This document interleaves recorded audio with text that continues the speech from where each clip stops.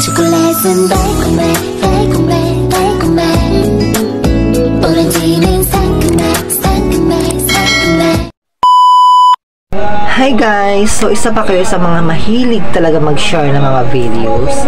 Ayan. So, ako kasi isa yan. So, ang ano kasi dito, ang point ko kasi dito is talagang wala naman bawal mag-share ng mga videos. Hindi naman ipinagbabawal talaga ni Lolo Meta. Pero, ipinagbabawal kasi niya yung mag-share tayo ng mga videos na mga maraming mga violations. So, isa na po yung nangyari sa akin guys. Kasi dati, meron kasing dalawang account. Yung isa ko kasing account is sobrang active ako noon. And yung tinitinan ko po yung profile recommendation ko, ang dami talagang violation. Ganito pa ang mga violation niya. Ayan. So, ang nangyayari is gumawa pa ako ng panibagong account. Ito na po yung panibagong kong account ngayon. Ayan. Ayan guys. So, nagkaroon pa ako ng 7K followers agad siya. So, dati kasi yung wala pa akong account, wala pa akong wala pa akong panibagong account. Siyempre, nakikita ko kasi ng marami talaga siyang violations. Ang ginawa ko, hindi na pa ako naging active doon guys. Balang ginawa ko pa doon sa lumang account, dito ako gumawa, diba dito na ako nag-active sa bago kong account na ginawa. Ang ginawa ko po is lahat ng mga meron akong post po dito sa panibagong account ko, isinishare ko po doon sa luma ko na account para lang kasi magkakaroon. Kasi andun kasi yung mga datihan ko ng mga followers. So, meron kasi ako mga followers doon. So, baka makita nila yung mga video ko, baka panonoorin nila. So, yun po yung purpose natin doon. So, which is bawal po talaga pala yan. Kasi meron kasi akong violation doon sa account ko na yun. So, hindi po pwede natin na i-share po pala yung mga video natin doon kaya nagkakaroon ako ng violation. Kung nakikita nyo, meron akong ganito. May ex ako. So, natataka ako, bakit may ex ako dito? So, yun po talaga yung dapat natin alisin yan. Paano natin siya maalis.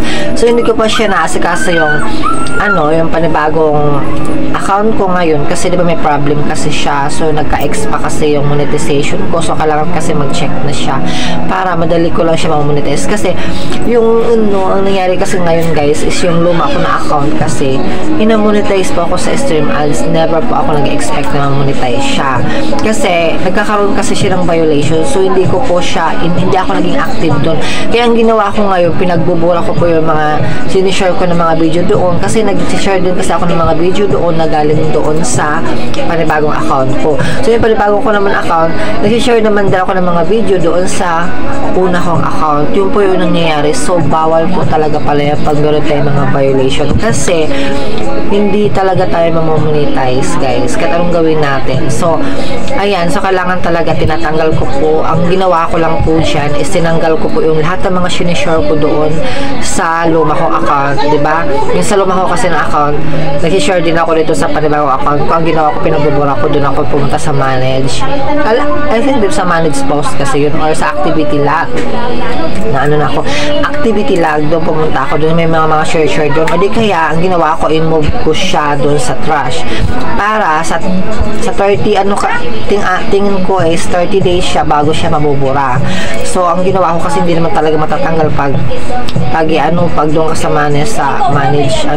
manage post ata yun. Basta doon sa mga manage or sa activity log. Hindi naman kasi basta-basta mabubura doon pag chinecheck mo pa rin doon sa andun pa rin nag-a-appear. So, ang ginawa ko po is pumunta ako doon sa trust move ko siya sa trust para mawawala talaga doon sa account ko. Pero pag titignan mo doon sa video na to, sa mga videos, andun pa rin siya nag-a-appear. Hindi pa talaga siya nawawala kasi nga 30 days pala siya bago siya mawawala. So, yan yung iiwasan natin guys, na wag talaga tayo mag-share ng mga videos natin.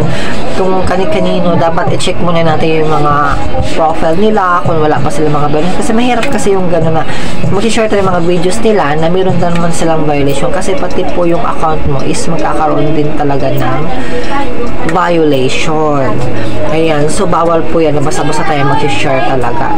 So, maliban na lang po to yung mga yung mga content creator na yun talaga maingat sila sa account nila. So, pwede po yan yung mga alam natin na wala talaga silang violation. So, pwede tayo mag-share ng mga account natin. So, ngayon lang, masasuggest ko lang talaga na ingatan po natin yung mga account natin. Diba? Kasi, mga pinaghihirapan natin, guys. Oh my God, ang hirap talaga alam mo yung, kung ingat ka sa account natin, and then, biglang na magugulat na lang tayo na ganito na ang mangyayari nangyayari, nagkakaroon ka na ng violation. So, yun po yung unoriginal content. Ang hirap kasi yan. Ang hirap yan mawala. So, months kasi yan bago talaga yan sa mawawala. So, kailangan burahin talaga natin yun.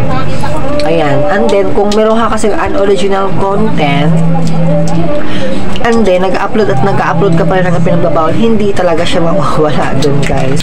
Kahit nabura mo na lahat. Kasi inuulit-ulit mo na naman siya. So, ang gawin mo is, iwasan mo na siya kasi para mawawala yung unoriginal content na nakalagay dyan sa account natin. Kasi hindi po yun mawawala pag lakas na. Palagi pa rin tayo nag-upload. Dagdag yung violation mo. So, matatagalan po siya dyan. Ayan lang. Thank you so much sa mga hindi pa nakapag-follow sa natin, sa account natin, guys. Follow me. Ayan. Thank you so much for watching, guys. Bye!